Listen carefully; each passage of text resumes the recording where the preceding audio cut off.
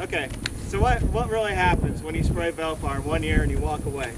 Basically, you end up with a good level of control for maybe 2-3 years, and then you start seeing the smutgrass start increasing in your pasture again. Is that correct? Okay.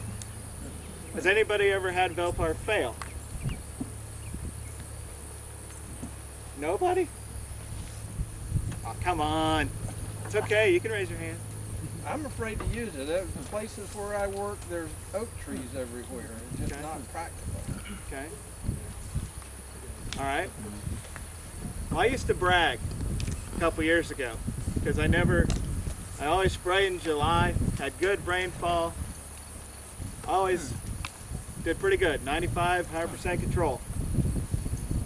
Last year, we sprayed these plots, came back in the spring, did our counts. Counts didn't change. No control whatsoever. So why will Velpar fail? Too dry. Too dry? Not enough moisture? Gotta have rainfall. Gotta have rainfall, you're right. Why else? Had a better control this year with the Velpar. You had better control this year with Velpar, okay. Why else could it fail? Wrong ratio, wrong rate, okay. That's possible. Can you have too much rain? Absolutely. I went back and looked at all of our data and made sure I calculated everything correctly, make sure we actually added enough Velpar to the tank, and everything I came up with is like, yeah, we did everything right. Then I thought about the water for a second. It's like, okay, we pulled water out of the pond over here to spray. Did that have anything to do with it? And I thought about it a little bit more, and it's like, no, our first tank came from our well. So that obviously wasn't part of it. Went to the rainfall data. This is the problem. We had 10 inches of rain within 10 days. Pretty much washed it all out of the root zone, and it couldn't be taken up by the smutgrass. So it looked like we hadn't even sprayed the pasture at all. Okay? So this is what I'm trying to do back here, and we have since sprayed it again this summer. And you can see our untreateds out here. They're nice and tall and brown. Those are the old smutgrass seed heads that shed their seeds. And 45,000 seeds per plant. You can imagine how many seeds are out there on the ground right now, okay? So what we're trying to do is look at a long-term management approach, okay? We looked at burning versus not burning. We looked at sequential Velpar applications. We looked at complete pasture renovation. And we looked at comparing that with fall roller chopping followed by spring overseeding of Bahia grass. Okay?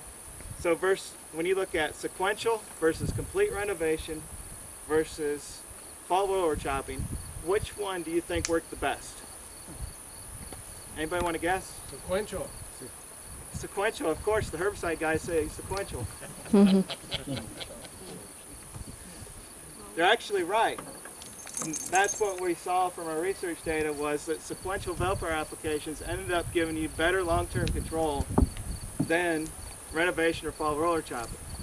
Now, if you go with the renovation approach and you come out a year later and you see a pile of smutgrass seedlings, what we found from our research, if you go with a half rate of Velpar at that point, it does a really good job. I mean a really good job. It looks comparable to your sequential Velpar application, okay?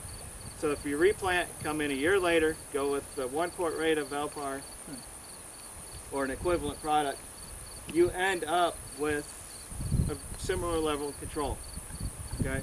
Well, what if you don't want to spend all that money for renovation? And that's what we're doing here.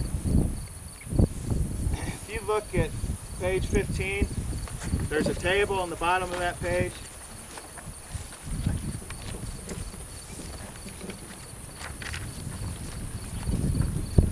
We applied Velpar 2 years in a row, back in 2008 and 2009. And these were much smaller plots than what we have behind me. So I just want to point a couple things out. In 2008, where we applied a half pound of Velpar or a quart, We followed that by a half pound. We had one plant in the plot. If you look down at the bottom where we applied a full pound in 2008 and didn't apply anything in 2009, we have 1.5 plants per plot. Okay? So what's that tell you? There's really no difference, right? So then it becomes a decision. Do I go ahead and go with that full rate where we're spending around 40, 45 bucks an acre? Or do I go with the half rate and decrease our cost by about 20 bucks per acre? That's significant savings, isn't it? Okay? The point is, you can go with the full rate in 1 year, or you can split it up 2 years in a row. You're going to spend the same amount of money. But here's the cool thing. Every once in a while, with that half pound rate, if the moon's right and God's shining down on you, you can end up with the same level of control at the half rate as you do at the full rate. Sometimes it just happens that way. It's at the half rate, it's really inconsistent. It doesn't always look really good. It doesn't always look really bad. Sometimes it's in that 50, 75% control range. But you can get upwards of 90, 95, sometimes 100%. It just depends on the environment and everything else that's going on. So the study back here in the far left is my untreated. You can also see the other untreated scattered out again with the brown seed heads. The very next plot is my half rate. You can see there's smutgrass coming back already. Okay?